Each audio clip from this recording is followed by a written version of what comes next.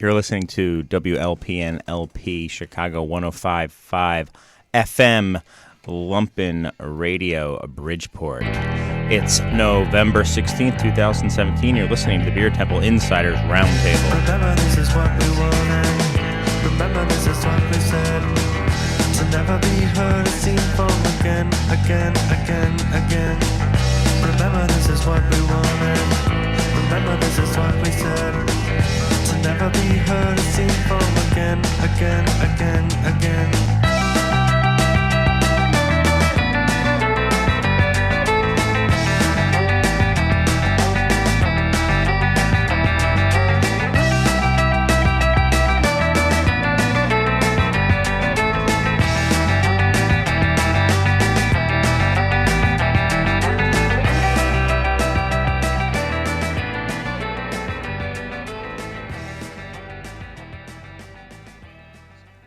Hello, and welcome to the Beer Temple Insiders Roundtable. I'm your host, Chris Quinn, coming to you as pretty much always from Studio B here at the Co-Prosperity Sphere in beautiful Bridgeport, Chicago, the community of the future.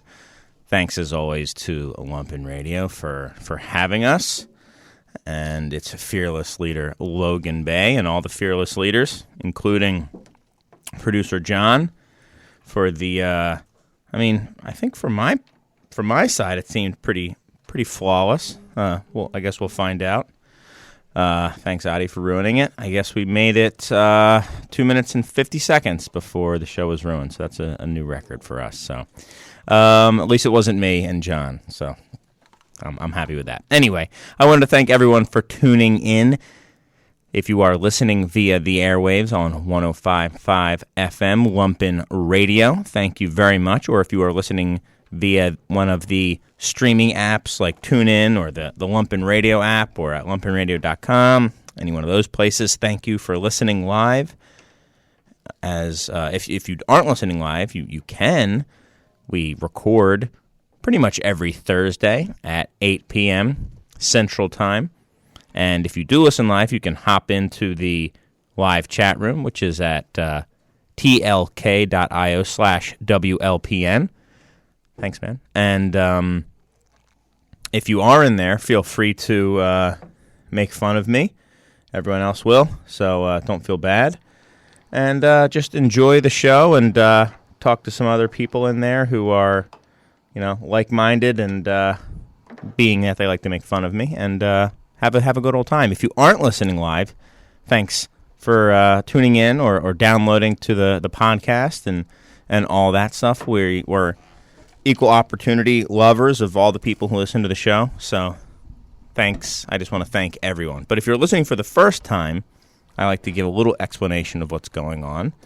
I think I found a little gem sitting here on the studio table. Anyway, if you're easily distracted, I'm kind of like that dog in the Up movie who sees a squirrel and then just kind of runs away. Anyway, not doing anything, important like, taping a radio show. But anyway, the goal of the show is to open up a window into how the people making, selling, marketing, and facilitating the beer getting into your glass feel about the topics that are part of their everyday lives. Many of my greatest beer experiences have been talking about beer, while sharing beers with people whose opinions I respect and admire. And it's these encounters, these experiences that I hope to capture with the Beer Temple Insiders Roundtable. And with that, I would like to mention that everyone's opinions are their own. They're not affiliated with any other organization, any other federal agency, anything like that. It's just their own opinions. So given that, I'll let you know whose opinions you are about to be hearing. And I had to have that very specific disclaimer for you, Mr. Pat Berger. As you know, we introduce people in order of seniority, that being how often they've been on the show. So yes. You're first by a long shot today. Oh, well. How's it going, Chris? Good. You're a true repeat guest because you are literally doing social media as you're being introduced, like all the longtime guests are. So you've made it. You've Thank you very you've come much. to- yeah. Thank you. I wasn't Yes. paying any attention, and I did not listen to any of your disclaimers. That's good. So now you've gone from not preparing by reading any of the, outlined documents before the show to literally not listening until you just hear your name called and then being like, you're woken up. Like, what? What? Beer? Like a true veteran. I disagree. That's basically just what your just stock answers. What were you talking about? I don't agree with that. Thanks. That's stupid. How are you? I'm great. Can't complain. Everything is awesome. Good. Yeah. You got a new haircut? You're looking... I got a Very haircut well. a little bit ago. Yeah. No, same barber, though. I Nice didn't and ask for anything clean. different, but you never Okay. know. Just looking good. Thank you. So nothing's new. Everything's great. Nothing could be better. No, yeah, absolutely. Yeah. I was in the new patties. Yes, Well, the old patties, but new patties. What'd you think? I liked we it. did a little Classed it up. Yeah, a little spit and shine. It's been 10 years, so we Has it? Yeah. that's what I keep saying. Yeah, new stools. How'd you like that? The padded stools? Yeah, the stools were definitely a step up, I thought. What do you think? Yes, I'm very happy with it. Very happy with how it came out. I think it still looks like patties. Yes. But even the regulars are going, I noticed it. You can't not notice it, can you? Some people, like your average person that isn't there all the time, is not The light noticing. fixtures are the same. It takes them a little while. Yeah, the light fixtures are the same. The bar is all the same. But, a little fresh wallpaper that wasn't really, different from the old wallpaper, but it's new. And we rearranged some of the pictures, and a lot of the pictures did not make it back up. That was... that was one thing I kind of... It looks less cluttered, nice, cleaner, and I don't mean cleaner in like a dirtiness, but just like cleaner lines and less clutter and stuff like that. No, it's absolutely I kind true. of like the cluttered look, but in a bar. But that's just me. Wait a couple years, we'll get right back into it. Yeah. But we made a decision. Anything that wasn't in a real frame was not going back up. That's And it was amazing fair how way much to do stuff it. wasn't really in a real frame up there. It just been tacked on in a Right. drunken evening. Like the poster putty like you have in your college dorm room. Or something. Exactly. Yeah. So Well, we'll get back to it. We just a little cleaner slate, not that clean. Yeah, and no collaboration beers that you've been doing late. Every time you come on, you're either just about to I or know. just did a collab. Yes, and I'm in the same spot. I just did one with Four Hands. It's Tiger Tears, and that's out right now. And then the new one is a blueberry cider with Right Bee cider here in Chicago. Oh, they make good stuff. Yeah, and Patty Long's was the first place they were ever on tap. They're old regulars, and I love blueberry ciders. So I showed up there one day and threw a whole bunch of blueberries on top of the fermenter, and it's Got a a collaboration. picture of it, social media did it. Social and then media said, did "My it. I job got here is made done." fun of quite a bit in the little video because, Good. I was awkwardly on a ladder, almost falling over. And But you did the whole, McKellar thing where it's, hey, look, and then it's a picture of him with like absolutely no facial expression, dropping some ridiculous ingredient or it might be his brother, like fried chicken. right. Yes, I did. No expression on his face other than I'm dropping. I'm Man, we should have done perfectly fried chicken. positioned towards the camera, pretending like I don't see it, dropping in a plate, which I'm also holding up around my face. It's which I true, normally except wouldn't. I dumped half the blueberries. It was a lot of blueberries. It was actually a little backbreaking. But yes, we did exactly that. Got the picture up there. all those blueberries. Yeah, Man. and we just tapped that actually like hours ago, and I haven't even tried it. Where's that at? Is it at? It's at Patty's right now, but the big release party's at Kaiser. Okay, cool. And- Well, thanks for coming on. My pleasure. Always a pleasure. Thanks. My next guest is Mr. Adi Hastings of Omega Yeast Labs. How are you, man? Oh, I'm very good, very good. It's cool. We had you on once a while ago, and then there was a big long break, and then now we've had you on a couple times in succession. So Yes, this is the third time. time in like 5 months. so- yeah, but probably the second time in a month and a half. Yes. maybe. Yeah. Yeah. How have you been? I've been good. Busy. Work is crazy still. So, and the holidays coming up for something that relies on shipping to deliver most of its product. The holidays come up and they wreak havoc on our whole schedule. So it's next week we can only ship things out Monday and Tuesday. That creates a lot of headaches. Holidays are stupid. They are, yes. There you go. Thanksgiving. There's the pet burger. I know. They just mess with business. Yeah. Man, I'm sure you hate. Let me think of the holidays. I'm guessing you hate. You hate St. Patty's Day. I'm guessing. Well, no, that's a good one. I like that one. Oh, okay. I'll just stop there. I mean, that's not a holiday. It's not like you get that off of work. Saint Drinking Day. That's mean, right. Come on. That's not. Yeah. But I have a question for you, Adi. Yes. Is that a Fooder Yes. T-shirt? Meaning it's not for a specific beer or a specific brewery. It is a T-shirt about Fooders as a vessel. I actually just got this in the mail the other day, and this is from Bootleg Biology, which is a small yeast lab out of Nashville, Tennessee. And it's Funk Weapon is their series of Brettanomyces yeasts. So, yeah, it is definitely a Fooder with lightning and bacteria. And yeah, some like cells. Yeah, there you go. Very comic Yeah, book. no, they wanted to make a metal yeast shirt, and I think they succeeded. Okay, sorry. Yeah, everything has to be metal. I forgot with beer. It's hysterical. It's awesome. It's very comfortable too. Oh, okay. I'm all about the comfortable shirts. Okay. All right. Cool. Anything else new with you? No, I just did a collaboration with Corridor and Maplewood that I think is still on tap there. Now you as a guy, not Omega. As Omega, I mean, cool. it was we supplied the yeast. I did a special blend for them, and it was a table strength saison with a lot of rice. And that came from a beer that I did at home, which was I wanted adjunct lager, but saison.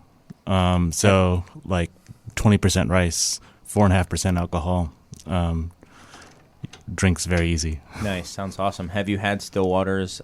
Yes, Extra Dry? this was one of the inspirations. They're extra dry and possibly now defunct Classique, because I have not seen that in a long time. Those were definitely inspirations. I love that beer. Yeah, it's an awesome beer. Well, thank you for coming back on. Yeah.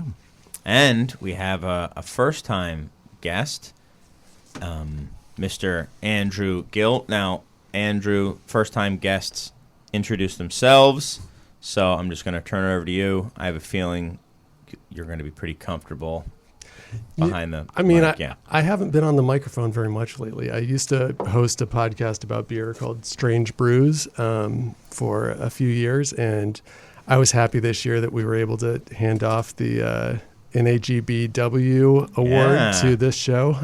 We won it the previous 3 times. And Nice. But he had the little dig. He was like, I used to have it, didn't have it anymore, which is why, I kind of opened it up. How many times have you won it, Chris? I've won it once. Really? But I'm the reigning champion. Only because he wasn't around. Well, sounds like.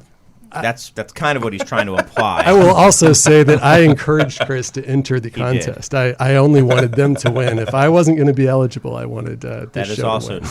true. So he still had a hand in it. He's the star maker, essentially. But yeah, I haven't been talking about beer very much. I've been writing about it mostly. I was writing for the AV Club's little food section for the past year about beer. And then this week, actually yesterday, they spun off to like a whole new standalone site called The Takeout. So they've got a whole staff and everything. Kate Burnett from Draft Magazine is now a staff writer there. So, really? The beer, when I submit articles about beer, there's someone who is actually very helpful as an editor now. So it's versus it's like nice. a comic. Well, I mean, who's reading it? I mean, like, this isn't funny at all. We had a lot of food writers and stuff who were No. versed in a lot of other things, not so much into beer. So, but yeah, I'm doing that mostly as far as beer is concerned. That's awesome. And how often do you have is it a regular column or just as stuff hit you? I was doing a regular column. Now they've got Kate on staff working for them full time, so I'm not doing the column anymore. But as I pitch things, so my next article is going to come out in a couple weeks about home brewing. Oh, So, cool. I swear that I've never brewed a good beer at home. So I wanted to talk to people about how to do it. So, Oh, nice. Okay, well, there's a good guy right there to talk to for next time for the part 2. yes. I pointed at, let the record show, I pointed at Adi, not at Pat Berger, who I'm sure has made some great homebrew. I know you've homebrewed quite a bit, Pat, haven't you? I have, but Yeah. I wouldn't say I'm talented at it. Yeah. You wouldn't put yourself up against a yeast scientist's homebrew. I would not. No. Okay. I've thrown out a lot of homebrew. I did bring some homebrew today too. Nice. Oh, excellent. There you go. And there's someone who, is confident. After he's built up in kind of a joking fashion, says, and you can have some, and it will be very good. Well, very, very, very cool. Why don't we just kind of go right into our first regular segment, which is talking about some beers that we've had lately that we've really enjoyed. Are you ready, Pat, or do I need to go first, or? Well, I talk about it all the time, but I did drink an unbelievable amount of unfiltered Pilsner Urquell last week. I mean, I like... And your unbelievable is probably different from most people's unbelievable. It even is. that it's It more was unbelievable. like stupid amount. Yes. It was great. It's so good. All right. Well, chalk another of your picks to unfiltered Pilsner. I know. I'm really veering off the old path here. People know that. People ask me about you and Pilsner. Yeah, we Unfiltered had Pilsner 2 events Urquell. last week, and then I went to another event at Bohemian House downtown, which was great food at that Where's place. Bohemian It's House? it's like in the middle of Doucheland. Can I say that on TV? I think so. I don't It's know. in River North. Just But it is say Jagoff Land. I think that's the preferred nomenclature. I don't know if that's even better. Andrew, trust Andrew. He works in radio. Yeah, no, we had a whole segment about it. Yeah. Yeah, that's That's true. You did. Carlin never talked about those words. It's like right down, in that area, and but it's a really wonderful Czech Polish style restaurant, like fancy restaurant. Mm-hmm. And we previewed a movie called Brewmasters that was The Pilsner a little bit movie. filmed at Kaiser. So that's how I got invited, and I show up in the film. I'm the buzzkill of the film. Is it a documentary or like It a is. film? It's a documentary. Like one guy is trying to start a brewery, Okay. and another guy is trying to get his master Cicerone. Ah, And they both fail. yes. Wait. Well, no reason for anyone to watch now. Yeah, right. No, I was but hoping it would be like a scripted thing, and your No. cameo would be like in Pee-wee's Big Adventure, where he's in the movie about him, where he's like the bellhop at the back, where you would be somebody else would be Pat Berger, but he would be like buff and like attractive, and then you would just come like in, Pat Burr. right? You would come in and be like, all awkward. And, hey, Pat, how's it going? Paging Mr. Burger. Yeah, exactly. You have a No. telephone call. It's like it's kind of hysterical because there's all these really big names in beer in it being interviewed and stuff. Well, there's you, and then I forget who else. But No, there's like all these other people, and then I pop in like halfway through, and then the only reason I think I made it, they gave me like a pity interview because they were Well, you made the filming final at my cut. bar, Yeah, right? yeah. And someone was like, "Oh, you should interview Pat," And apparently, it turned out that I was the only person willing to say that there's a bubble and it's bursting. And that's where I come in. Like, it's like an hour of how great beer is and how great craft beer is and how everything's great. And then, they don't even put my name on. Like, everyone else, it's like Sam Calagione, owner, Dogfish Head. I just come in there, no This name, guy. nothing. Yeah, and it's just like, well, there's a thing called a bubble, and bubbles burst. And it's like, wah, wah, wah, wah, and then the whole movie. Yeah, and it all goes downhill from there. Great. So I think that's how I made it end. But it was kind of, it was cool to be even have a 2-second roll with all of these. Jim Cook's in there, who, Yeah. as you know, I threatened to punch in the balls. Can we say that on TV? I think you just Or did. on I don't radio? know. I did. We're on radio. We're not on but- TV, are we? You Yeah. can say that on TV, so you can probably say it on radio. Yeah. What producer Jamie has said the test is could you say it on The Simpsons? That's what he said. Oh, well, that opens up some words for me. Eat my Yeah. shorts. Exactly. But so where is this movie going to be? It's obviously not going to be in have no idea. theaters. I can't imagine Yeah, anyone It's just sitting funny through we're this. laughing at the idea of it being in a theater. I heard something about Pilsner Urquell funded some of it, right? Yeah, that's why. So when they were interviewing me, I thought it was just like this Pilsner Urquell commercial, but it didn't turn out to be that. Pilsner Urquell probably thought it was supposed to be a Pilsner Urquell commercial too. Right. But this guy, it's an interesting movie for certainly anyone listening to this podcast. But I can't imagine a normal person sitting through it. Yeah, I watched the trailer and had no idea Pilsner Urquell was involved with it. But then the next day, Josh Noel, of course, Mr. Buzzkill, Yes. taking your title. He said He's going to be said- calling in. He's going to be calling in. Oh, that's Saying, gonna be great. Nice, nice. he's got some things he wants to kill. Some buzzes he wants to kill. This is about pastry stouts. It is, and there was quite the backlash on the internet. Oh, I today. can imagine. Oh yeah, people were very, very upset with his words. On the His internet? cruel, That's mean words, his nasty words Man. about those stouts. What did they ever do to him? Usually, no one complains on the internet. So that's unusual. Yeah. Yeah. Yeah, it's a first apparently. Yeah. Yeah. Oh, well. So, are you going to be in? Can I expect to see you on IMDb now? What is that? All right, good Okay. answer. Anyway, In the moving movie on. database. Yeah, I Oh. mean, what year is this? Like, what country? Where do you live? What is Under a IMDb? rock, you know that? No, I have no idea what you're talking about. I believe you, and that's the more amazing thing. Thank you, John. Adi, Yeah, move anything along. you've had lately? Oh yeah. Well, I was at Fobab last weekend, I still can't get over the Jester King, their spontaneous goose. The Spawn. There was a very short line for that, which I think any other beer festival it would have kicked within 30 minutes. Very short line for it, and I just kept getting back in line, until I had probably a 750s worth by myself. But I still dream You about loved it that much. Yeah, no. Why? I had it. And I liked it. It's got this. I mean, it's still really young, and I think with a few years on it, it's going to be amazing. But no, I just love the sort of combination of sort of the bitterness from those aged hops. The acidity isn't completely overwhelming. Really nice, sort of funky aromas coming from it. I thought it was a beautiful beer. Awesome. Anything else you had there? Yeah, Half Acre's Battle of Trenton, which was like a Kentucky common aged in a bourbon barrel, and then they added peach tea and mint or something. It was really good. I had that too. That was really nice. A lot of people were talking about that one. I noticed.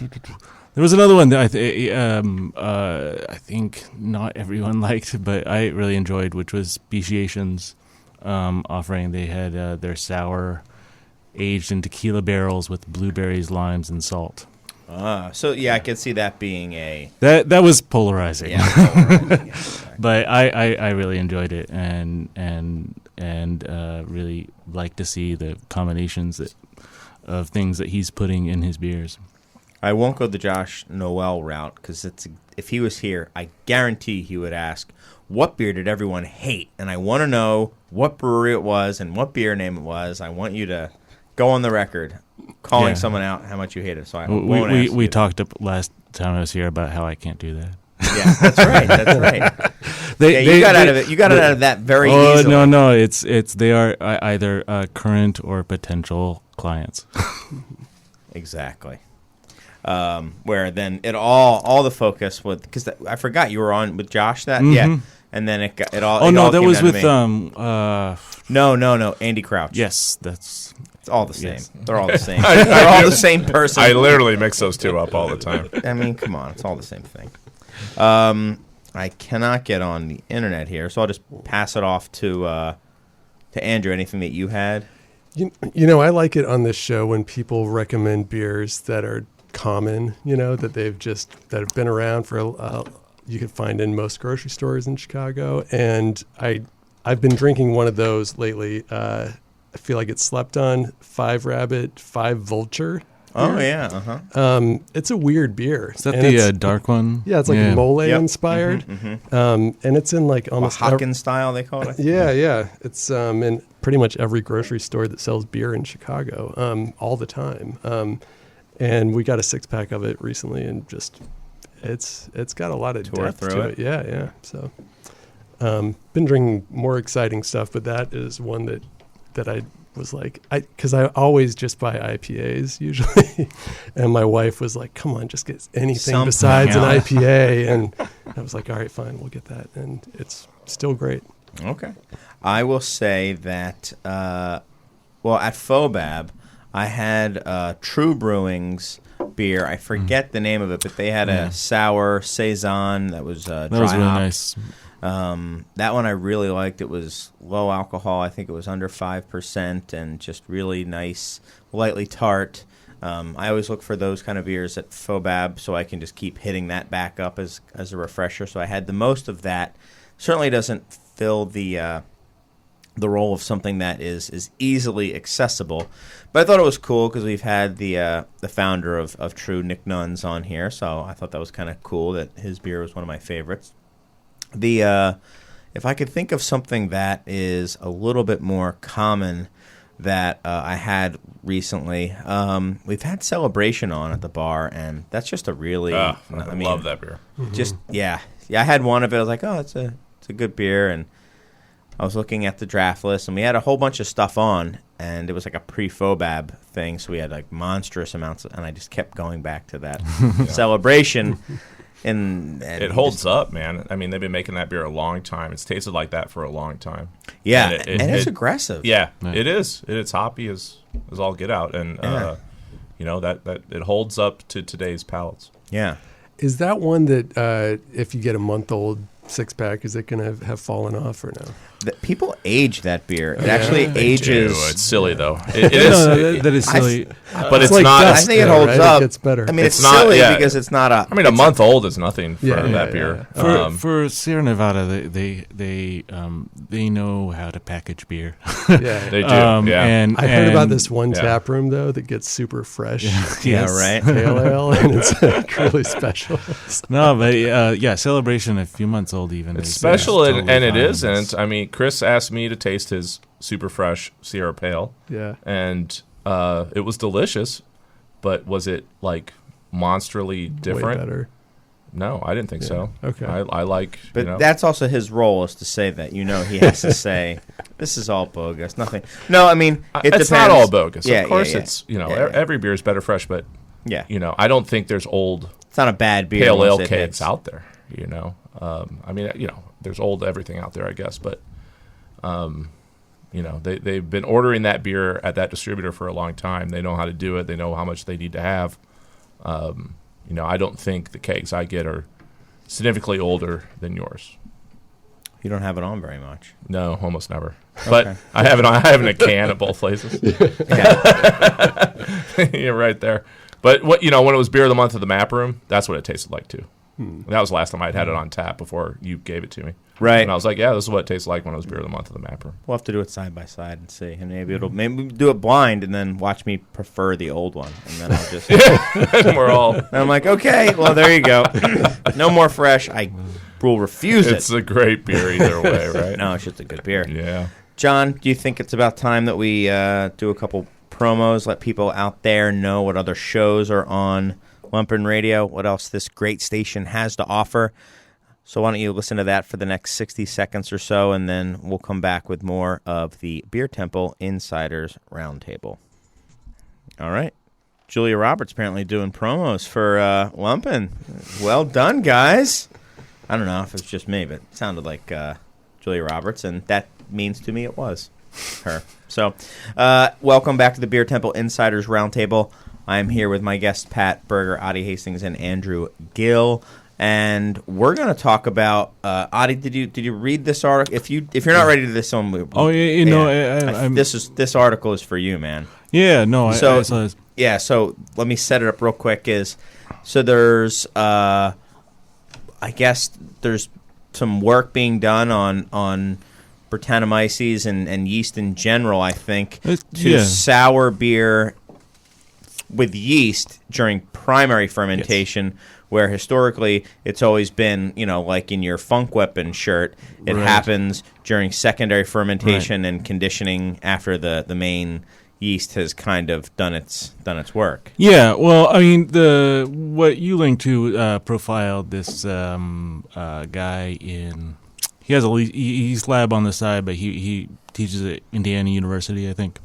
There's some people down in North Carolina State also doing some stuff.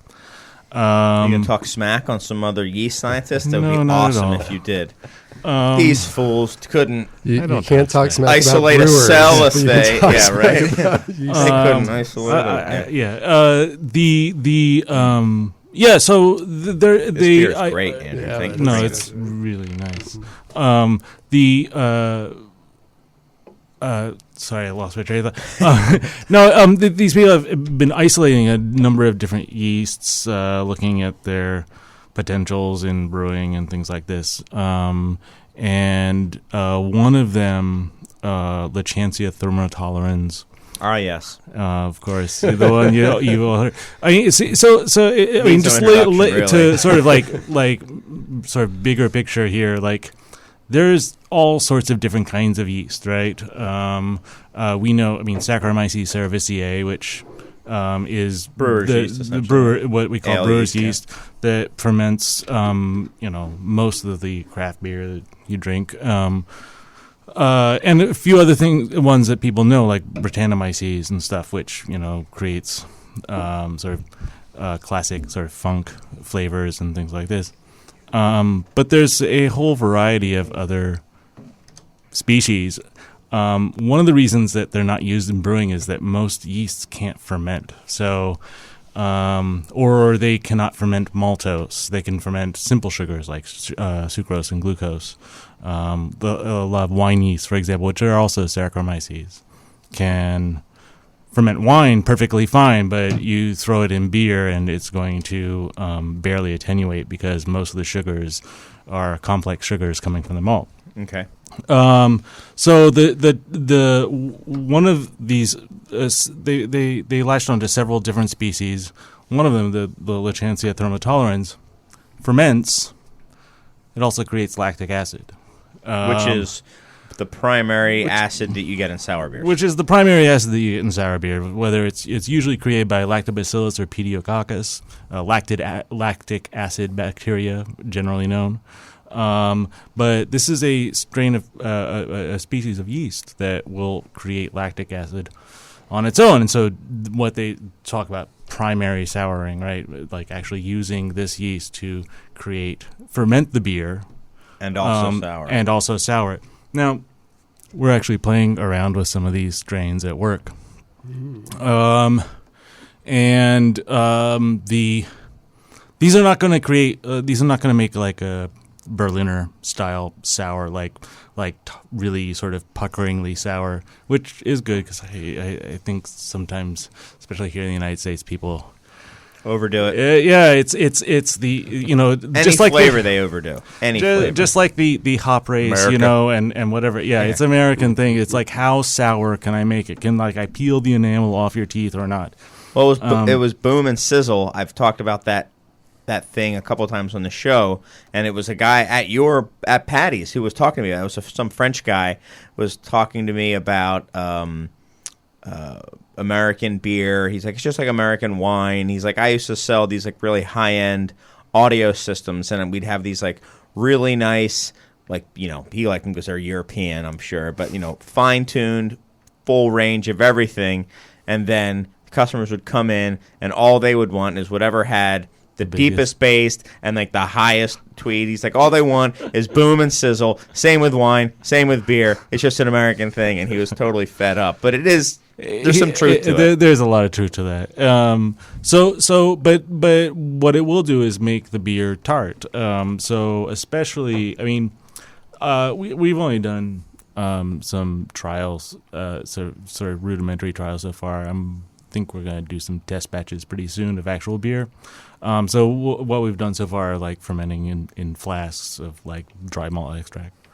So what you're saying essentially is that this isn't going to replace anything. It's going to be a new, but it's a new weapon new. in the arsenal. I mean, just the new funk weapon. Exactly. I mean, just in the way that kettle souring has like completely transformed certain kinds of beer making, like Gozas, Berliners. You would not see all of those everywhere without kettle souring, which is a very old method, but really only sort of came back into popularity in the United States in the last 2-3 years. And kind of perfected as well. Yeah, kind of. I mean, it used to be that it was like a complete crapshoot, where it's just like, and you still get this, it's like, this is, just vomit. Do you want to know what butyric acid tastes like? Yeah. Like, much less often than it used to. No, much less often. I mean, sometimes, people would like then fruit it to cover that up and whatever. But much less often. Most people doing those kinds of beers these days have it down and can do it well. And because we have a method where you can like sour it in a short time, in 24 hours, before any other kind of off flavor producing bacteria or yeast can start to do their thing. And so once you get the pH below a certain threshold, nothing else is going to grow in there. And I think so. Yeah, I think it's another weapon in the arsenal of brewers that want to like do certain kinds of flavors. So like you want to do a tart saison, but you don't want to like wait blend. 6 months. You don't want to like do like blending and stuff like that. Pair one of these up with a saison yeast, and I think it would produce a really nice, lightly tart, interesting beer. How long does it take to? I mean, we haven't gotten a full grasp on it. Like ale times, but a little bit longer. So I mean, I've heard like 2 to 3 weeks. We're still sort of investigating that, but is it a Saccharomyces strain or is no? It it's not. It's its own third Lachantia thermotolerans. It used to be called It used to be classed as Cluveromyces, which is another form of yeast. So it's its own. Its own species, yeah. But there are a number of different strains, and some of them don't seem to attenuate very well. Some of them do, just like Saccharomyces. I mean, but this one does. I read in the article. This one is acting like a brewer's yeast. And it'll ferment it out and create acid so that you'll have like a tart beer. I think we have to do test brews. I kind of want to do like an NEIPA style thing with this. A sour NEIPA? Yeah, lightly sour. This is, pH in the high 3s. Now, is this a breakthrough because is it the first yeast to produce lactic acid? No, I mean, people have known about this, but I've heard people say that Brett will produce some. Yes, certain conditions. With exposure to oxygen, Brettanomyces will create acetic acid, which in small amounts is totally fine, and in large amounts is vinegar. Yeah. So it's I feel like lactose the same way. I mean, you can get pretty terrible flavors from. Yeah, no, you can. When it's super sour or whatever. I mean, there's all. With every beer, there are all sorts of things that can go incredibly horribly wrong. You can screw it up with pretty much anything. Right, exactly. Right. But I think that this kind of stuff should. Do you think it's going to happen? You think this will hit the commercial market? I think so. I mean, and I can only speak from experience of like the breweries that we serve and stuff. But there's a lot of breweries that are they're just going to be doing their IPAs and their Irish Reds and their stouts and whatever, and that's totally fine. There's a small subset of breweries that are like always interested in doing something a little bit different, something new, introducing new tastes to their beer, and if it doesn't work, it doesn't work, and if it succeeds, that's great. And what is the well, I was going to say, what is the yeast? What is the fermentation flavor? What is the yeast profile other than sour? Yeah, well, this one, it's fairly clean. I mean, there's some esters and stuff that it produces, but it's nothing really noxious yet. Okay. I mean, you can have all sorts. I mean, yeast can. I mean, even yeast that we use regularly in brewery settings are produce what in other settings would be described as off flavors. I mean, phenols, for example. Right.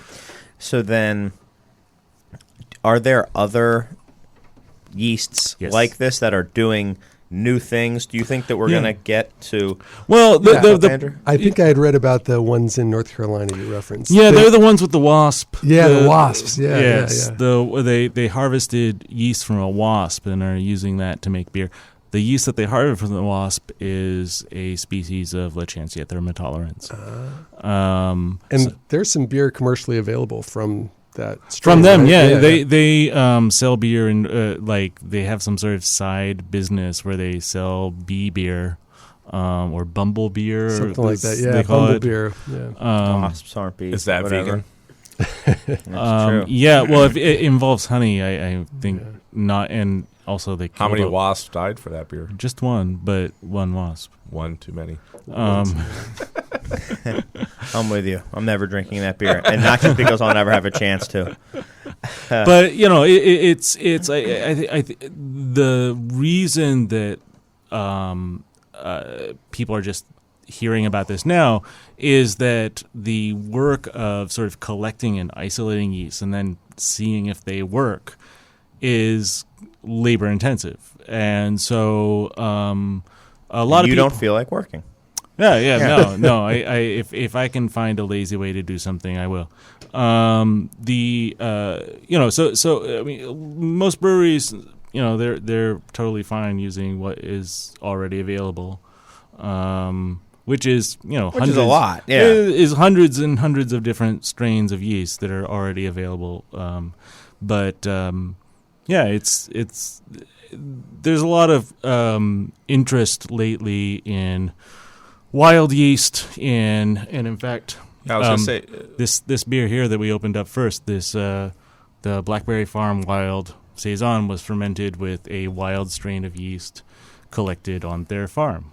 Yeah. Do you think with so many more people doing that? I mean, back in the day, we could say with all honesty that there were maybe 7 breweries in the world using wild yeast strains. Yeah. And today, I can name you 7 in Chicagoland. Yeah.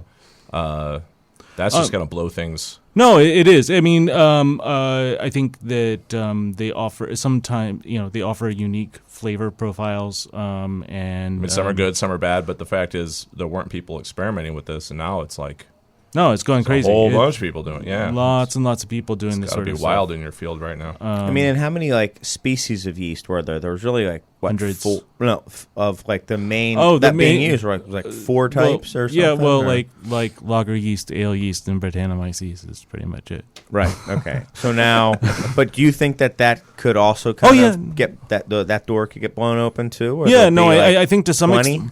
Yeah, I think to some extent, but I think it's never going to go completely mainstream. I mean, it's you can't make, Bud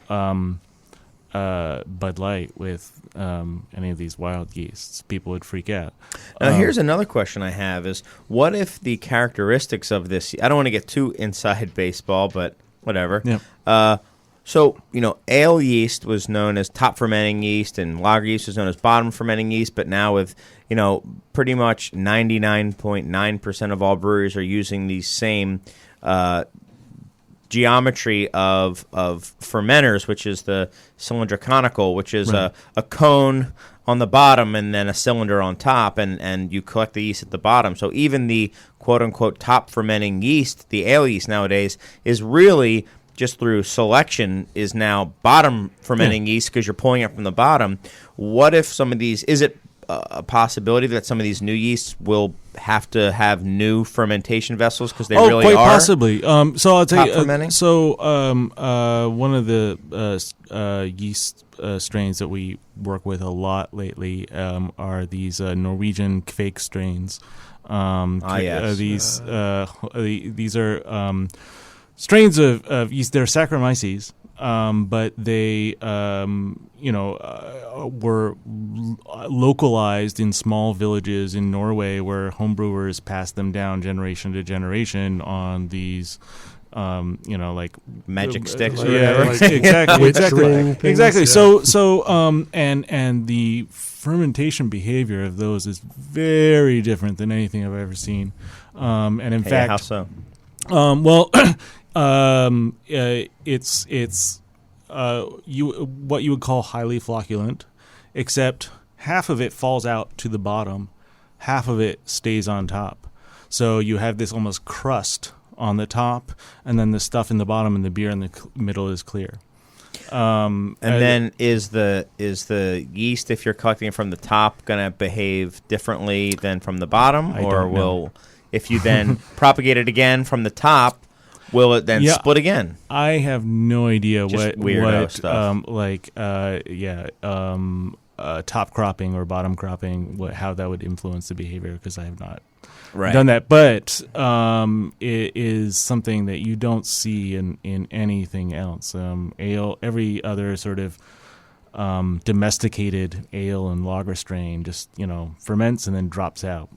Some take longer than others, but. Mm-hmm. So yeah, I mean, really interesting sort of behaviors, and I don't know what this Lachantia is going to do when it's fermenting. Really, I mean, we've just been doing very small scale experiments so far. Okay. Well, very, very cool. That's fascinating. Yeah. We're coming up to a break in a little bit, and there's a couple topics that I wanted Mr. Noel's input on. I was going to talk about hams, but how can I really talk about hams without, the man who made the beer famous? He's basically the Milwaukee of hams. But I wanted to get to letters. We'll do letters a little early. So we have a letter from Mr. Elliot Cobb, and if anyone wants to write a letter, I think last week we had an actual written letter. It was a very nice letter. You can send it to 3219 South Morgan Street in Chicago, Illinois, Bridgeport to be exact. It's 60608. You can send it to the Co-Prosperity Sphere or the Beer Temple or me or Ed or anyone, just as long as that address is on there, 3219 South Morgan Street. They'll know. Just put the mayor of Bridgeport, and they'll deliver it to Maria or Ed, and it'll get here. Or if you're like most people, you can, and like Elliot here, you can send it to insiders@craftbeertemple.com. So Elliot writes, "Dear Insiders, after being a listener since day one, I finally found a topic to write on. Here in Des Moines, Iowa, our market favors local over quality when it comes to our retail shelves. In the past 6 months, we've seen Firestone Walker and Urban Chestnut enter the market, and after promising launches, they now sit on the shelves sandwiched between a lot of local beer. While we've got some good to great Iowa breweries, a lot don't package for retail," and he gave some examples. He said the amount of average to bad beer that a consumer has to weed through to get to a Pivo Pils or a Stammstich is staggering. It doesn't help that our grocery store chain, Hy-Vee, is nearly the only game in town for beer shopping. I hope to support my local breweries that are doing good stuff, but the buy local movement is a detriment to the beer scene right now from a retail perspective. I don't think this market is unique in this, so I'm wondering if you see this as a problem industry-wide or just in these small or mid-sized markets. Also, is there a light at the end cap of the tunnel? Thanks, and love the show, Elliot Cobb." All right, well, you got a nice belly laugh out of Adi for that one, Elliot, that little end cap. So I think it's a fair point. It's something that other people have hinted at in their letters in the past. I think it's kind of a double-edged sword, personally. I mean, any thoughts out there, Andrew? Anything? It seems surprising to me that there's really that many local breweries on the shelves at their grocery store. It seems, I don't know, hard to believe. There are. In my former life, I was a professor of anthropology teaching at the University of Iowa. I'm very familiar with the. I have a degree in anthropology. Oh, really? Yeah. Oh. Look at us now. Maybe he was one of your students. Maybe you God, failed him. But yeah, there's a tendency, and he's right about the Hy-Vee being virtually the only game in town. I mean, I don't know, Des Moines in Iowa City, there was one bottle shop, which was the best Belgian beer store like outside of Chicago, but still. It's one shop, and even that, there's some amazing breweries in Iowa.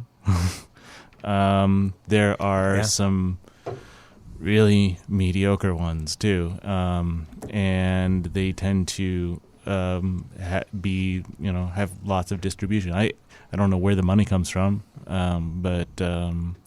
We can all talk about Chicago, right? Yeah. I think that mirrors Chicago. I mean, in my So you don't think experience. to you it's not unique at all, Pat? Not at all. No. I think you find that in Chicago as well. For sure. I mean, we've think- got a lot more great local breweries. We also have a lot more breweries generally mediocre. Yeah. I think mediocre is a good way to put it. It's breweries. that they're not necessarily bad, but they're just average. Like you said, average to bad. I'd say average to like middling and mediocre, maybe a little bit below whatever, Mendoza line. We have 180 breweries. Right. Yeah. Yeah. And I do go to, I see it more in bars here personally, where I'll go and you're like, okay, this is a very local focused Yes. beer list here. This person wants to have a lot of local stuff on, and I'm not sure if I trust the beer buyer's palate at all, because I just think there's a lot of questionable beers that you could have had a lot better examples of personally. But Yes, I agree. so I think it happens here. Now, is it, to the other side of the question, is it good? Is it a problem, do you think? Or do you think that overall the local thing, will... I mean, that's what I was trying to discern Settle from out. this guy's letter, which I think hits the nail on the head as far as all of that goes. But what exactly was his issue? If that Firestone Walker Pivo Pils is on the shelf, buy it. Yeah. And more you even obviously better, like that, yeah. that's going to be good for months after the can. It really is. Yeah. Don't worry about an old Pivo. If that Stammtisch is on the shelf, buy it. Maybe it's really, really old, though. Yeah. I don't know. I mean, he's I saying, get that, it just sits on the shelf. I think he's just showing a frustration that we're all, all of us have gotten to, where it's people are putting local above quality, and he's right. Yes, it is an issue. It is a problem. But is it a problem? I guess that's the question. That's what right? I was asking. Is it a problem? Is it a problem? Or do you think it is? It is for the people that own Urban Chestnut. For the rest of us, probably not that big of a deal. But yeah, it is. It bangs. Those people bang their head against the wall. Going, how am I getting blown away by this local brewery when we know our beer is better? But that's their problem. I don't. I don't really care. I care a little bit because I carry all those brands and I like people to drink them. But yes, is it a problem? That's a good question, Quiz. I don't know the answer. I mean, first of all, though, I think that there's probably an equal amount of like Lagunitas and high-end beers on the shelves as well, right? So that are also maybe, middling. Yeah, right. But the other thing about local breweries is that you could supposedly have an influence, like you could go talk to them or like write them a letter, and say, hey, your beer is not up to snuff. Like Right. you might get a response like that brewery in Atlanta, Scofflaw, had, where they gave the middle finger to all their constructive critics. Right. But, How did that go for them? yeah, I don't know. I haven't followed up on that. From them. I mean, they are a local only brewery though, and they're not sending it out to Chicago for sure, outside Georgia even. Yeah, I mean, I wonder if there's any. It is a double-edged sword, either way you go, because you could either say, all right, we're only going to go quality, and is it realistic to say that any more than one or two breweries in Iowa can compete with Firestone Walker or breweries like that? Probably not. No, they can't. So then how do the new guys survive? Right, and that's the other That's one question. side of Like, it. how Yeah. do these guys ever get better if you go, well, till you make a Pivo Pills, I'm not Right, having right, any. that's my point, yeah. Right, yeah. So those guys are never going to Right. get better, One of the because best American lagers ever made. Right. Mm-hmm. And Matt Brindleson is a genius and a fantastic brewer, but I'm sure he made some bad beers back in the day. I mean, That got everybody released. has. Yeah. Right. Or Everybody commercial has. beers, yeah. So, I guess that's all the conundrum. And but I get his angst. This guy, what's his name?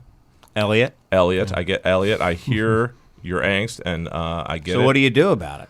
And is there an end to it? Do you think that there'll be enough good local beer everywhere to kind of do that, or do you? Right. Well, yeah. Especially kind without of- him supporting it, right? If he just goes, I'm only going to buy. Well, and he Pivo. listed a couple that don't package, right? Right, And so right. maybe you should Right, go yeah. hang out in their tap rooms and tell them to package, right? I mean, I'm sure they eventually will package, right? Yeah. If you go to their tap room, Yeah. they probably certainly will. Right. Yeah. He's probably best talking way. about these guys, and we've had them in Chicago. I'm not going to name any names, but where they saw an inn, they didn't take it slow, they took it big, and they put that beer on the shelf, and it wasn't good. Mm-hmm. Yeah. Yeah. So what do you do personally, Pat, at your bar with local versus good versus? I mean, how do you? Yeah, the local guys, for me, they have to bring it. Yeah, I don't. I mean, I end up with a lot of local beer on because there's a lot of local breweries, but I don't end up with near as much as approaches me. Yeah, I think the difference in Chicago between Yeah, between we have a Chicago and we have a lot of good local. we beer, have a lot you of know? good local, and in a place like Des Moines, I mean, really, there's some really nice breweries there. I mean, Confluence is doing really has been doing solid beer, and nothing crazy, nothing that's gonna like blow your mind, but like good beer. I mean, they but some of it, I've had some that it's like you get it. It's packaged on the shelf and it's full of diacetyl. It's just not it- fit for no, kind of like they should not have commercial- been packaged. Yeah. And I don't think you run into that as much here in Chicago. Partly because you can't just continually put out flawed beer and expect people to buy it and make a living. Yeah, I think we're beyond that point here for the most part in Chicago. And that's also part of the whole, industry contraction story that's been happening, right? Like the craft sales are not booming like they used to be, and the growth is in these taproom sales, right? So if you're a small brewery expecting to be packaging beer and selling it in the grocery store might be, overreaching, and maybe you should just stick small and sell it on premises. Certainly seems like a very viable model these days. Oh, certainly. Yeah.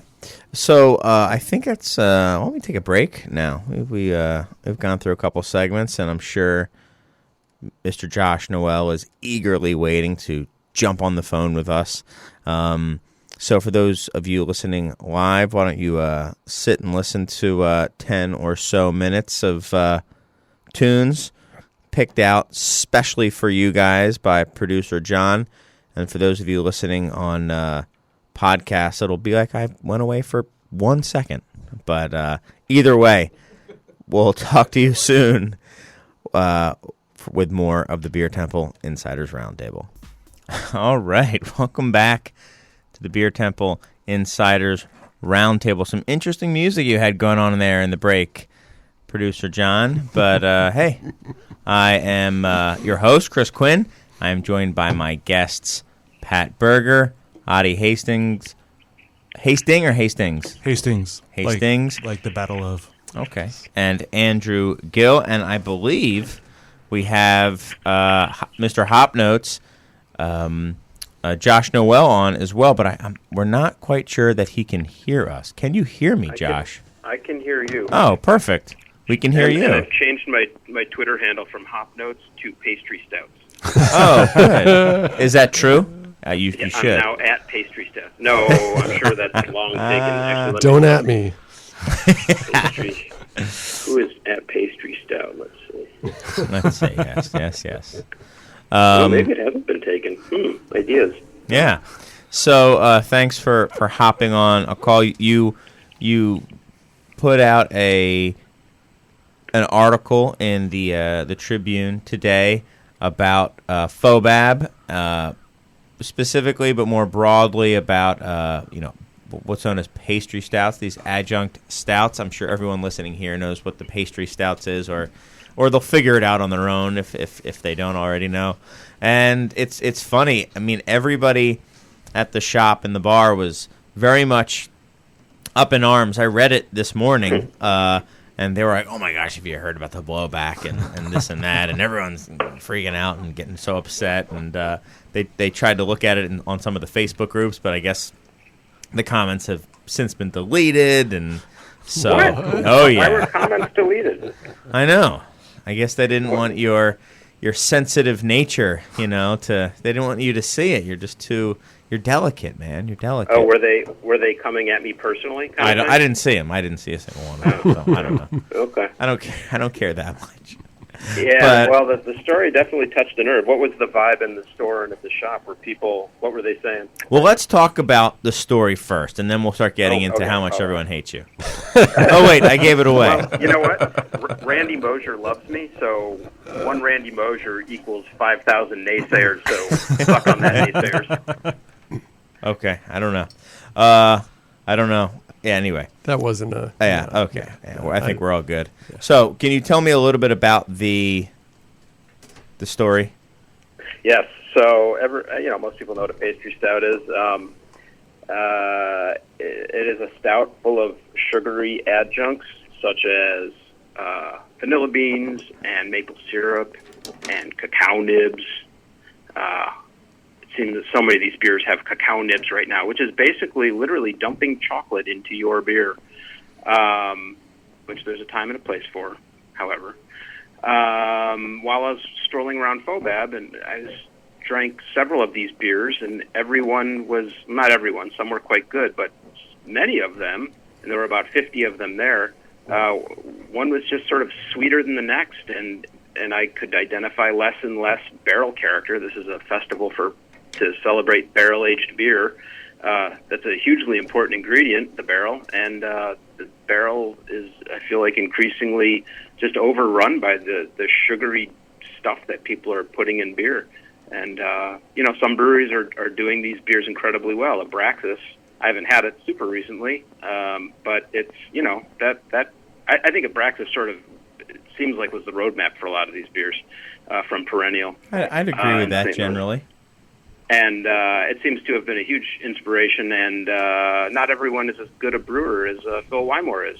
Abraxas is a beautiful beer. It's a balanced beer. It has, ancho chilies, and I think chocolate, and what else is in there? Vanilla. Cinnamon, I think, maybe. And cinnamon, yep, that's the other thing. And each ingredient sort of stands on its own and comes together and works together to create this really beautiful whole. Excuse me, and the barrel version is, you can detect some bourbon and some oak and all, it's a gorgeous, layered, nuanced beer. And a lot of the beers these kinds of beers I had at FOBAD this year just sort of were nothing but a sugar rush. And I think that is, frankly, a betrayal to beer. And, a lot of people don't care to sort of read things all the way through or think them through necessarily. So anyone who tried to say I'm just anti-adjunct and that kind of thing, that's not accurate. I think a lot of these adjunct beers are quite good. It's just that a lot of them are not good, and it seems like there's more and more that are not good and just veering way too sweet. And that's, balance is the most important thing in beer. That doesn't mean it has to have the exact right proportion of hops and malt, and every beer needs to taste the same. It's like any good cooking. There needs to be a degree of balance. It's true if you're eating Mexican food, if you're eating Italian food, whatever. And it's absolutely true in beer. So that's what I see being betrayed increasingly in pastry stouts. And I hope it veers back a little bit, and I'm glad that I helped get that conversation going, whether people agree or disagree. I just hope they read it through and think it through and then, engage on it. They're definitely engaged. I don't know if they thought it through. I will say in Josh's defense, as I pointed out on your Facebook, boring. Josh's defense? No, I'm sorry. Yeah. his beer of the month is a candy bar beer. For the Tribune. Well, that was the main thing that people were getting on him about. They were just ripping you apart, Josh, for having the Pollyanna candy bar. I forget what Fun size. Fun size, but it has a picture of a candy bar on it as your beer of the month. And then, I would just say, did they read the article today? Because I say in it, some of these adjunct-heavy pastry stouts are wonderfully done, and they completely honor the notion of balance in beer. My problem, again, is the ones that don't, that are just sugar bombs and just taste like chocolate and vanilla and maple syrup. And you know what? Using chocolate and vanilla and maple syrup in beer is hard to do well. I think that's what the lesson is. And so, it's not adjuncts are bad, and that was very clear for anyone who bothered to read the thing. I think we pretty clearly live in an age where people choose to form opinions off tweets rather than, taking the 6 minutes to actually read something. So why do you think? Go on. Could I say something? Josh, you could. Josh, it's Pat Berger, by the way. Great to hear from you. I would like to say that I, for one, read the. We're friends on Facebook, and I saw you post it, and I read the headline, which I think said, "Craft beer has forgotten what beer tastes like." And the headline, hold on, right, said something about it said something about sugary adjuncts. It didn't just say craft beer forgotten. So, if we're gonna let's be specific. All right, tell me exactly what the headline said, because I read it. And all right, I'll look it up. I'll read it to you exactly. Okay. Hold on.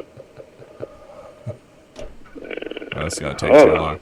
No, this is great radio. It's great radio. It's only a pod. Okay, here we go. Boom in sugary pastry stouts show craft industry forgetting what beer tastes like. Yeah. Come on. Okay. I got to give that one to Pat. So there you go. Forgetting what beer tastes. And I laughed. I did not read it because right. I already had my opinion. Because what was the point? Because what went off in my head was like, oh wow, Josh, I'm glad you finally discovered that craft beer has forgotten what beer tastes like. Because you could have said that 10 freaking years ago, and it might have been a headline. Today, it's like, are you joking? Honestly. Read the beers at Fobab. Read the beers at any brewery and their descriptions. So they've all forgotten what beer tastes like. And what do you mean by that? Oh, Pat? so we agree. We do. Well, I don't know. I didn't read your article, but probably we do agree. I didn't have to read it. I was like, yeah, of course they have. Well, yes, they make beer. What do you mean by they've forgotten what beer tastes like, though? That's what I mean, Pat. What do you mean? Well, we've talked about this before. Beer,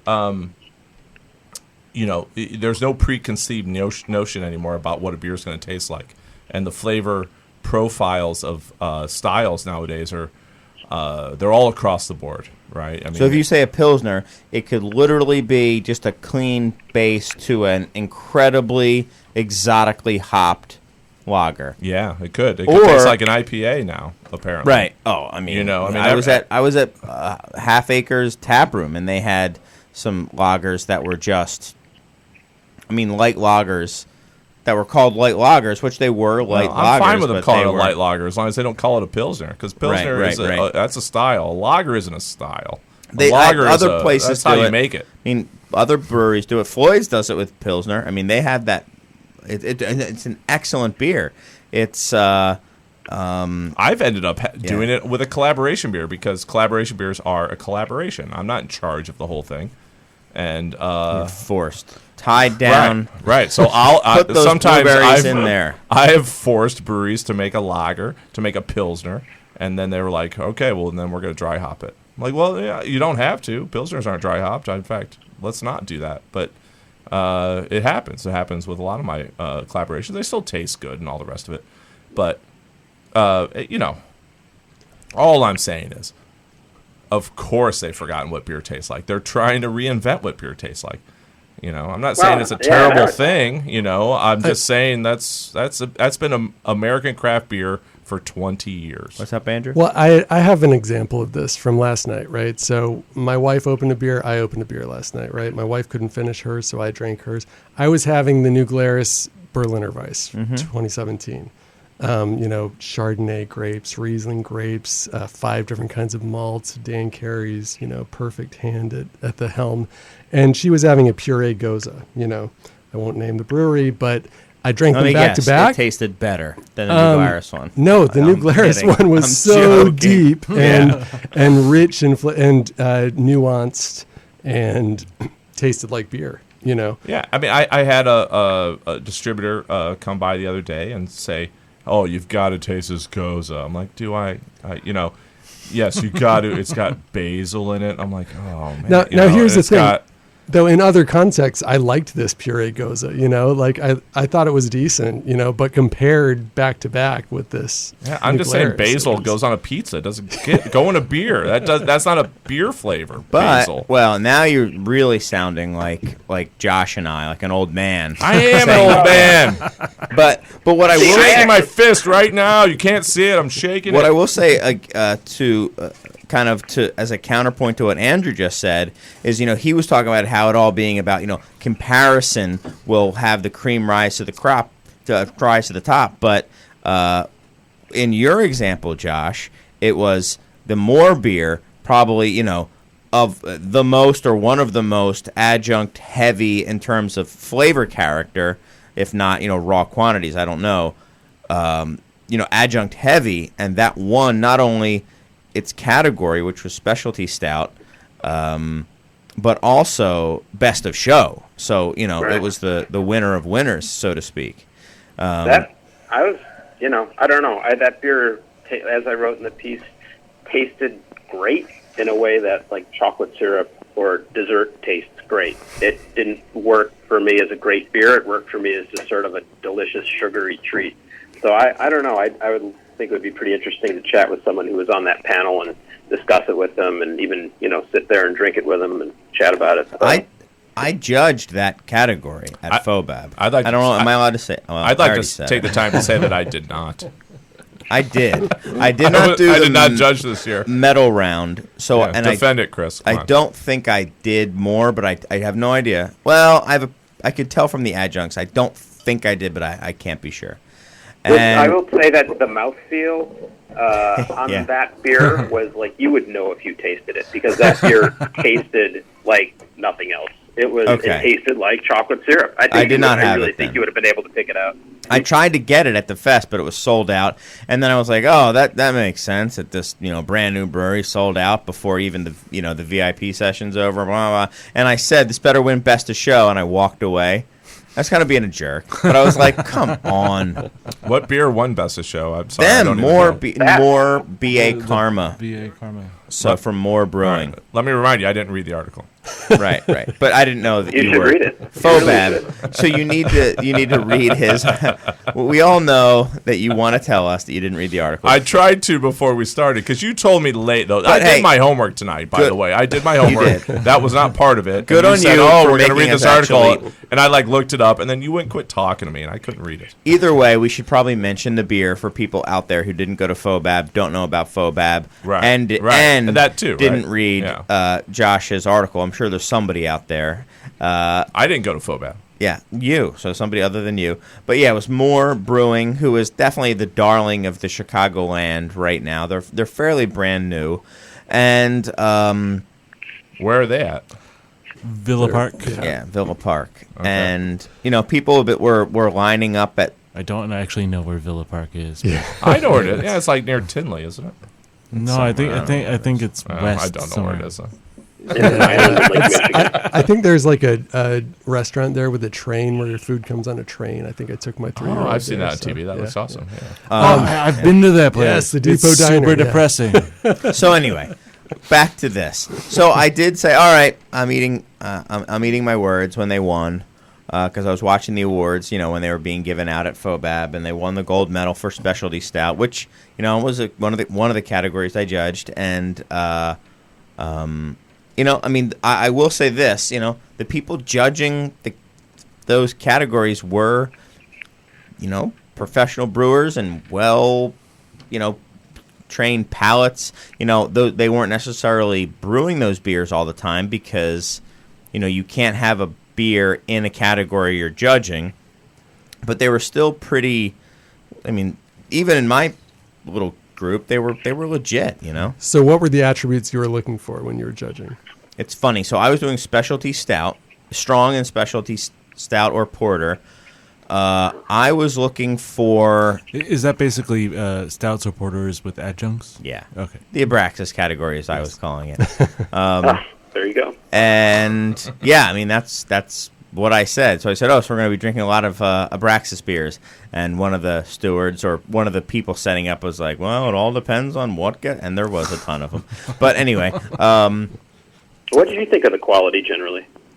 Of the specialty stouts? Of what you drank, just in general. I thought the sours were the best grouping of sours I'd ever had at FOBAB. Yes. I've judged sours every year for the past 5 years at FOBAB. This was the best batch overall that I've ever had. Now, there's like shining moments of sours that I've had at different FOBABs, but there wasn't one this year that I was thinking, like, what were you thinking entering this? And they were all really good. Specialty stouts, it's funny. I've done that for the past 2 years now. And, I obviously don't know the beers that I was drinking. But it was, they were good. It's not my favorite style. So what I was looking for was... Can you get the base beer? Can you get the adjuncts? And can you get the barrel and or spirit out of it? So why is it barrel aged? Why are these flavors? Why did you add this stuff to it? And is the base beer kind of harmonizing with all of them? And there were a couple where I did say could use some more sweetness for all these like flavors that just want something sweet. With a imperial stout, I tend to like them a little bit more bitter, dark chocolate. But when there's like coconut and vanilla and cacao, and then it's like a dry stout with a strong spirit presence. I put in notes a couple times saying, me personally, I would want a little more sweetness here. But there were other times where I'm sure it would be like a cookie. And correct me if I'm that wrong, wouldn't but be me. you're not going to get a lot of sweetness out of cacao. That's right. bitter. Bitter, yeah. That's bitterness right there. No, they would be. There were some that had like a certainly bitter and tannic, but what I'm saying is you would get a chocolatey flavor for sure. So you're getting all these flavors that aren't them. My point being, not traditionally. All these flavors cacao to me doesn't add chocolate flavor to a beer. To me, it adds. Well, I think there's a difference like between bitter cacao coffee. nibs and cocoa. Yeah. Cocoa. Those are two different okay. things. So it was cocoa well, nibs. sure, they're two different things, but they're both unsweetened chocolate, right? My point being that to me, there were. Whether it's cacao Sorry or not, to get technical. there were all these. No. You might be absolutely right. So to me, there were chocolatey flavors, vanilla flavors, and. I often have these cacao beers and think you should have added some lactose sugar or something to sweeten them up. No, that's true. Well, but so you and I are in agreement. That's the note I was leaving. Yes, It was saying yes. these are flavors I associate with sweetness. There isn't sweetness. Sweeten them up. Yeah. So what I was trying to say is, I can't say that I hate all these sweet pastry stouts when I was giving notes saying sweeten them up a little bit. Then again, I also didn't have one that was like drinking. Yeah, sweetness is not Hershey a bad syrup. word. It's not a bad word in beer. Dryness is this new buzzword. Not every beer should be dry. No, and no. A lot of them should totally. be sweet. One of the things that Josh said in the article, which I did read, by the way, is I mean, it's you've got the barrel, so let's say it's an imperial stout going into a bourbon barrel. You already have like notes of chocolate from the malt, vanilla from the wood and the whiskey, and adding all of these adjuncts just a lot of times I feel kind of just hits you over the head with flavors that are already there, but turns them up to 11. I totally agree. And sometimes I think that maybe 9.5 or 10 is fine.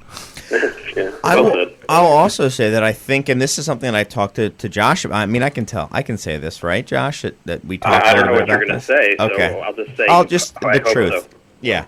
So we talked a little bit about over text about this, and That's a pre-interview, Chris. That's fine. oh, okay, cool. That's on the record. So, and it wasn't for the show. It was just in general. Well, And- now it was. Okay, So, now it was yeah, for the yeah, show. yeah. Perfect. Thank you. Thank you.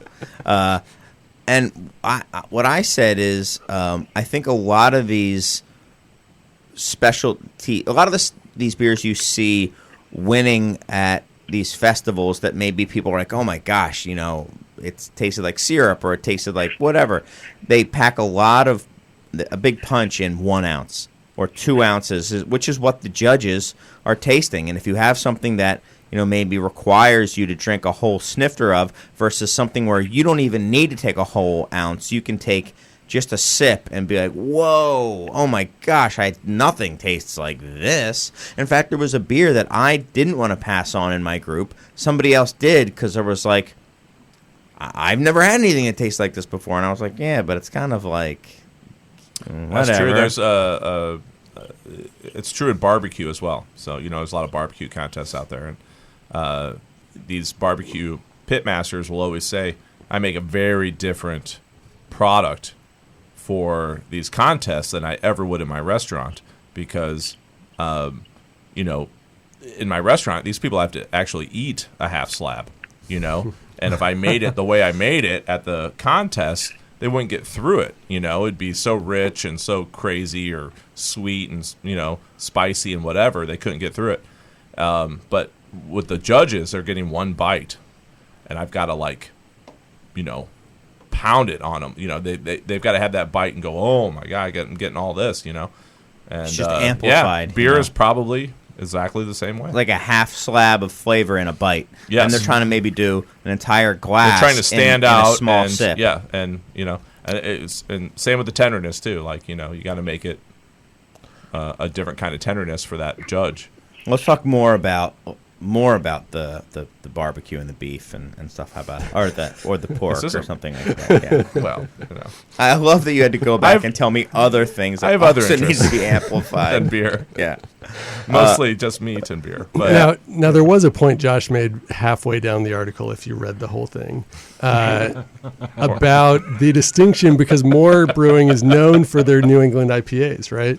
And they won this Best in Show award. But he makes the point that he distinguishes between these two very popular faddish styles. Well, that's as far as I can tell. That's all Moore does. It's like a business model, and there are other breweries that are popping up. That it's like we do New England IPAs or hazy IPAs or whatever you want to call them, and pastry stouts. And that's it. Here's something that somebody told me who's been there, which will drive some of you guys crazy, I think, is when you go there, apparently they act as if non-hazy IPAs don't exist. In the sense that there's no mention on any of their beers that this is New England, this is hazy. It's just like this is an IPA with so and so and so and so, and this is and they're all come out and they're New England and hazy. I just thought that was kind of funny, like that. This is the day and age we live in, where you go there, it's like, hey man. I'll be honest, I don't mind that because there were a lot of really hazy IPAs before I had ever heard of New England IPA.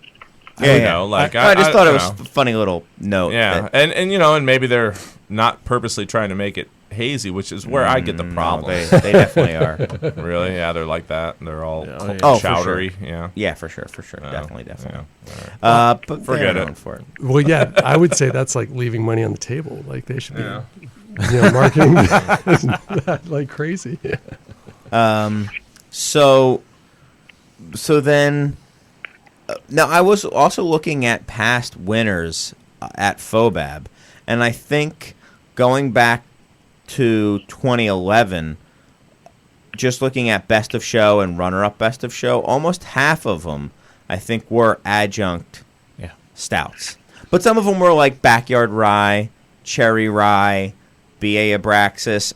So what I'm saying is, are we just...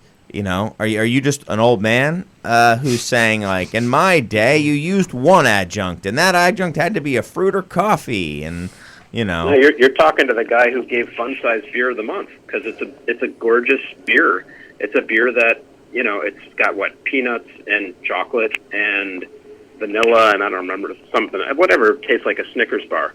I mean, that beer should not work, but their brewer is so skilled. He made this incredible, balanced, beautiful, drinkable, nuanced, layered beer. He pulled it off. So no, I'm not old man yells at cloud. I'm just bro who doesn't want to get a stomach ache from drinking too much sugar. Well, that's another thing too. The unhealthy aspect of these beers, right? Like the American addiction to sugar. Like it reminds me of like 5 years ago, Stone said that they weren't going to have ketchup in their tap room anymore in their restaurants, because it was, they were making their own ketchup or something, because it was mostly high fructose corn syrup. And like Greg Cook wrote this whole thing about how it was just a way for people to be addicted to sugar and eat all the ketchup, and he's not going to be part of that. He would write something like that. Yeah, exactly. And so, I mean, is this and now just... there's Woot Stout. Right, yeah. It's like a caramelized pecan stout. Yeah, whatever. Yeah. So, I mean, are we just always going to gravitate towards consuming as much sugar as we can as Americans? Yes, probably. Yeah. I think probably. so. Yeah. Actually, I mean, that might be going a little out on a limb, but I don't disagree with what Andrew just said. I mean, it's like, it's just sort of, and by the way, I hate Heinz ketchup. I think it's absolute garbage. And it's sort of like, I see the connection there. It's just sort of this, like, I don't know, I don't want to criticize what people like, but to me, it's just this sort of reduction of the American palate that it sort of does come down to a lot of sugar and intense one-dimensional flavors. So how do you think it won Best of Show then? I mean, that was not the people drinking the beer, presumably, And it passed three different tables. So the way it works is there's a main group, and then there's a mini Best of Show, and then, which is what I think I did for Specialty Stout. None of them are related to, right? I mean, there's not someone who passed that on to Best of Show that's in Best of Show. You could, presumably. Yeah. I'll tell you my theory. Here's my theory. But there's three groups of people, Is that the way it became Best of Show, as I alluded to before, was the body, the mouthfeel. It's, I drank, like everyone, 50 beers, and the mouthfeel on that Moore beer was off the charts compared to pretty much everything else. It's like a showstopper on your tongue. So maybe your buddy was the gold medal judge, the mouthfeel whore. Yeah, that's my guess, and I would love to have that chat with whoever voted that beer. But the story says, which Pat might actually read one day, I ran into Dave Cale, Master Cicerone, on the way out, and I'm not. And I asked Dave, I was like, "What'd you think of that beer?" And he said, "Tastes like chocolate cake." And this is what a Master Cicerone had to say about the Moore beer that won Best in Show. So, how I don't know the exact answer, but the mouthfeel is my guess. Just sort of topped to all the judges because it was a one of a kind on that. Granted, this was at the end of FOBAB that he said that. So maybe if we got him on the phone tonight, he might have more words to say. But right, good point. But what did Randy Mosier say? Oh, good call. Thank you. Yes, Andrew. Well done. Yeah, I don't know if I should actually be sharing this or not, but does he listen to the podcast? No, he's just on it. Okay. He's like Pat. On it every once in a while, never listens. It's way too long to read right now, and I wouldn't want to read the whole thing. So he sent you an email, or did he a point 280 is character tweet? basically, he says these are really interesting times right now in both good and bad way. Well, he starts off by saying good article and a subject very much on my mind. These are interesting times in both good and bad ways. He believes that a very small portion of beer fandom has a very outsized voice right now, and that those people are very obsessed with what's hot and what's cool and what's new. And he has some frustrations that a certain demographic is not interested in what he describes as balance or elegance in beer, and he thinks that there's, without going into too much detail, he's disturbed by some of the beer out there. And that, that's really what it comes down to. It's just it touched a nerve with him. I actually heard from 5 different pretty high-profile brewers today, either by text or one called me immediately. I pick up the phone. I say, "Hey," he's like, "Shots fired, bro." The owner of More. Yeah, right. No, it was not him. I didn't hear from those guys, who I'd actually love to chat with at some point. I've never met them. But I heard from 5 brewer people today, and they were all quite supportive, and they said they were glad to see it. And then, the conversation turned into some of the pressures they feel like they're facing in terms of trying to distinguish themselves and appeal to people in a pretty crowded marketplace. It's interesting. I think with Randy being the Mr. Adjunct. I mean, has that guy ever brewed a non-adjunct beer? I'm sure he has. Right, but I mean, Randy makes gorgeous beer, and 5 Rabbit puts all sorts of crazy stuff in their beer, and 5 Rabbit makes incredible beer. Yeah, I mean, it's not that adjuncts are bad; it's just the approach, Right. I think. Well, I talked to Randy for this article on homebrewing. I'm publishing in a couple weeks, and he told me about his first homebrew batches. He said that back in the 80s, he couldn't try all these beers that Michael Jackson was writing about. And so he and his friends would just read Michael Jackson's World Guide to Beer and then try to make up a recipe and then brew the beer and be like, well, I guess that's Saison. Right. And his brewing partner won Homebrewer of the Year in 1989, brewing a Saison back in a time when Randy says most people had never tasted one. So, wow. Anyways, wow. Randy Mosier. I mean, I think that's still what's happening somewhat nowadays with some of these defunct styles. No one knows what a grisette tasted like. Yeah, right. But they're like, What I joke is, the style guidelines for grisette is whatever Corey King said it tasted like. So the collaboration beer that I did with Corridor and Maplewood, they were calling that a grisette, and I was like, okay, I can't call. I'm not going to ever refer to that as that. I mean, unless you serve it to minors. No, it's not a grisette.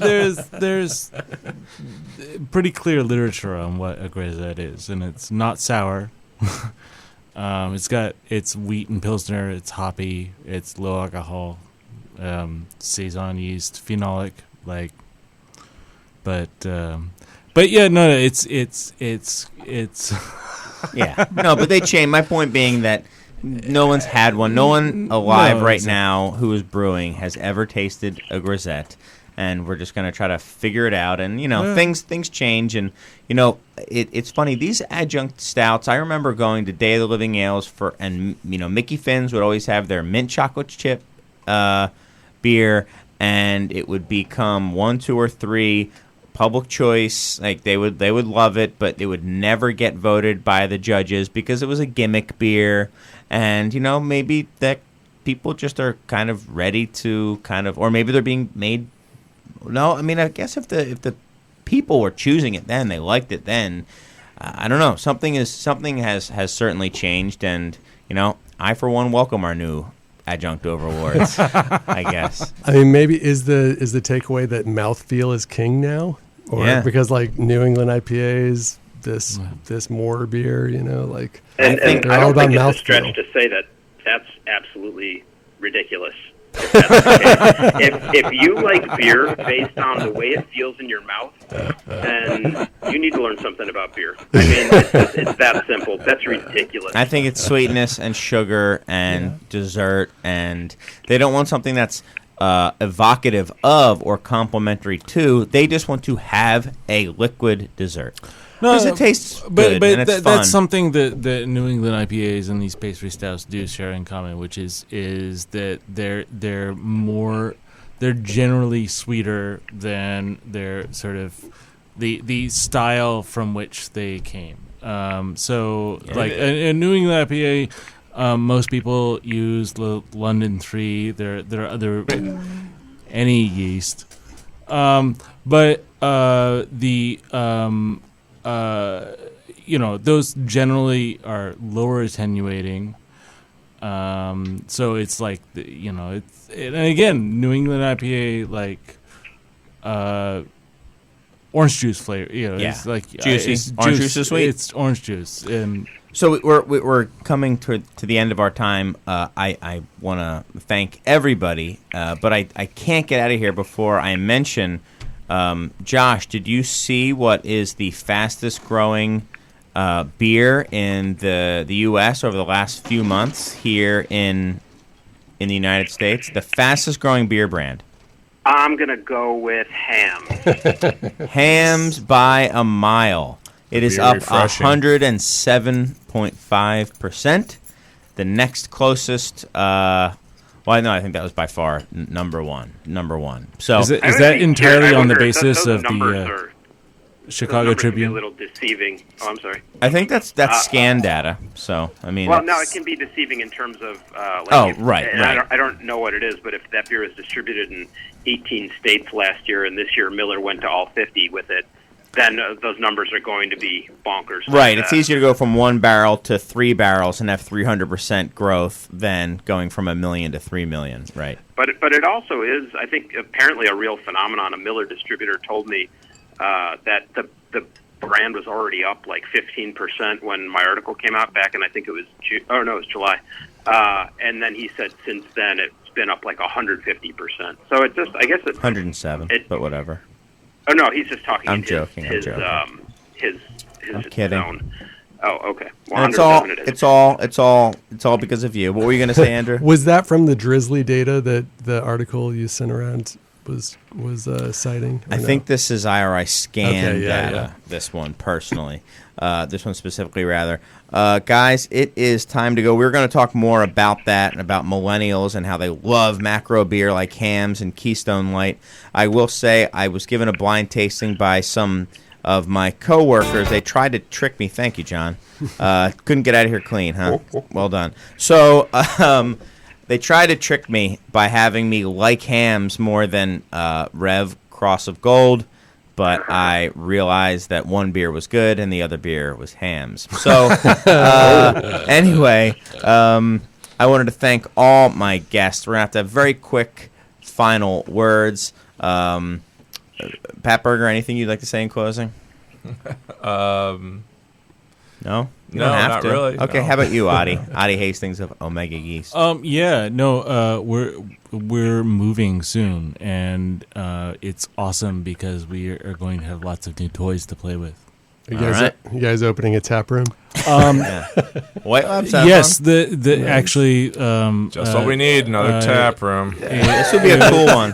This will be phase 1.5 of the new construction. So we're moving in, but then yes, there will be a tap room. All sorts of new species of yeast. At the corner of Montrose and Cicero. No, he's even got a spot. All right. Yeah. There we go. Very Thank good. you. Andrew, anything for you? Not really. Just check out the Takeout. I suppose I am not a company man, but that's where I write. So Cool. It's kind of a call to action. You should know better than that. Oh, but yeah, whatever. right, yeah. And Josh Noel. I had to get you on something there. You're too good. It's like John. He couldn't go, so he's like, I've only had a minute to screw up. I've got to do something quick. How about you, Josh? Anything? I would just ask that people read the article all the way through rather than just forming opinions off Twitter. It's just a good way to live. Good luck with that. Seriously. Yeah, that's not going to happen. What else, dude? I wanted to say thanks to all my guests, Pat Berger, Adi Hastings, Andrew Gale, and Josh Noel. Thank you guys so much for listening. We'll be back.